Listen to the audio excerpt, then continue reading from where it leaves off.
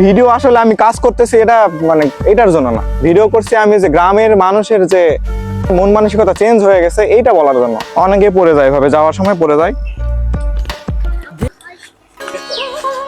কাকা কি করতেছেন আপনি এখানে? আর বলো না, আমাদের এলাকার রাস্তা আছে 1 মাস থেকে মনে হয় খারাপ, অল্প একটু জায়গা।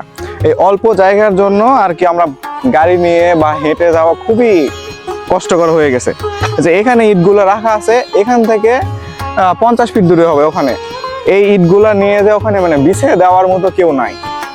এলাকার কয়েকজন মিলে টাকা পয়সা তুলে ইটগুলো আনা হয়েছিল, কিন্তু এখান থেকে যে ইটগুলা মানে দিবে, এই ইটগুলা দেওয়ার মতো লোক নাই।